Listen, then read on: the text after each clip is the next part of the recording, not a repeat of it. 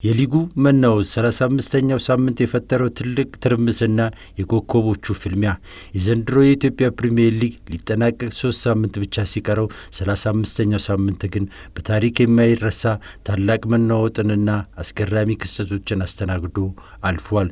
ብዙዎች የሊጉ ሻምፒዮን ዛሬ ይታወቃል፣ ወራጁም ይለያል ብለው ገምተው ነበር። ነገር ግን ሊጉ ሁሉንም ግምት አውድሟል። ሻምፒዮኑም አልታወቀም፣ ወራጁም አልተለየም። ይልቁኑ ፉክክሩ ወደ 36ኛው ሳምንት ተሻግሯል። በዛሬው ቪዲዮአችን በ35ኛው ሳምንት የታዩትን ትልልቅ መናወጦች፣ የደረጃዎች መገልበጥና ኮከቦቹን በዝርዝር እንመለከታለን። ሰላም ጤና ይስጥልን። ይህ ስፖርት ከውጤት ባሻገር የምናይበት የብስራት ሬዲዮ ኤፍኤም 101.1 ዩቲዩብ ቻናላችን ነው። መላኩ ወልደ ሰንበት ነኝ። እስከ ፍጻሜው አብራችሁን ቆዩ።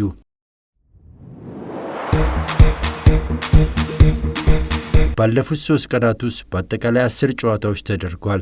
ከነዚህ ውስጥ 2ቱ ጨዋታዎች ብቻ በአቻ ውጤት ሲጠናቀቁ 8ቱ ግን ፍጹም በመሸናነፍ የተፈጸሙ ናቸው።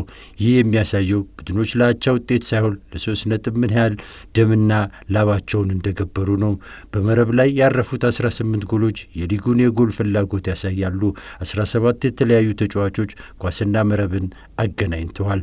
ነገር ግን ከነዚህ 17 ተጫዋቾች መሃል አንዱ ስም ጎልቶ ይወጣል። እርሱም የወላይታ ዲቻው አጥቂ ያሬድ ደርዛ ነው።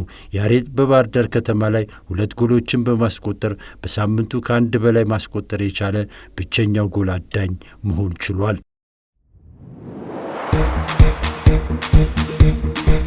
በሳምንቱ ማንም ያልገመተው ትልቅ ክስተት ከተመዘገበባቸው ጨዋታዎች መሃል የቅዱስ ጊዮርጊስና መቻል ፍልሚያ ቀዳሚው ነው።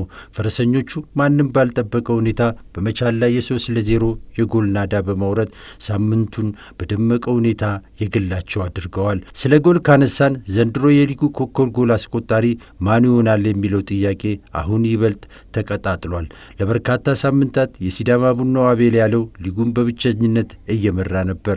አሁን ግን የንግድ ባንኩ ናትናኤል ዳንኤል እኩል 14ኛ ጎሉን አስቆጥሮ መሪነቱን ከአቤል ጋር ተጋርቷል። በአቤልና በናትናኤል መሃል ያለው የጎል ጦርነት እስከ መጨረሻው ሰከንድ የሚዘልቅ ይመስላል። ማን በበላይነት ያጠናቅቃል የሚለው አሁን ላይ የብዙዎች ጥያቄ ይሆናል። ለሊጉ አፈጻጸም ሌላ ድምቀትም ለመሆን በቅቷል።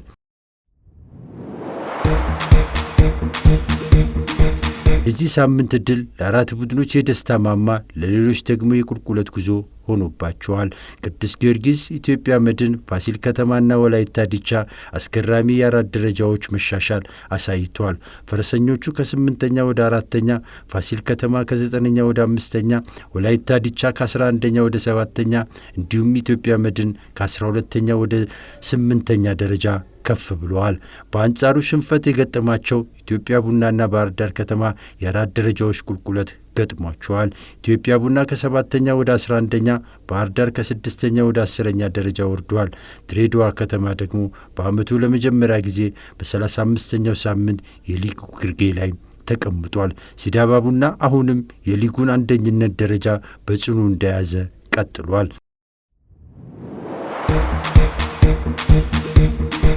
ታዲያ ብዙዎች የጠበቁት የሲዳማ ቡና ሻምፒዮንነትና የአርባ ምንጭ ከተማ መውረድ ለምን ሳይሳካ ቀረ?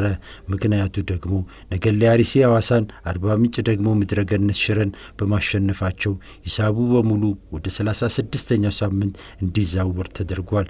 በመጨረሻው የ36ኛው ሳምንት ፊልማ የሊጉ አጠቃላይ ሻምፒዮንና ወራጅ ቡድን በይፋ ይለያል ወይስ ሊጉ ሌላ አስገራሚ ድራማ ይዞብን ይመጣል? እናንተስ ዘንድሮ ዋንጫውን ማን ያነሳው ይመስላችኋል? ኮከብ ጎል አስቆጣሪውስ አቤል ወይስ ናትናኤል? ግምታችሁን በኮሜንት ላይ አጋሩን።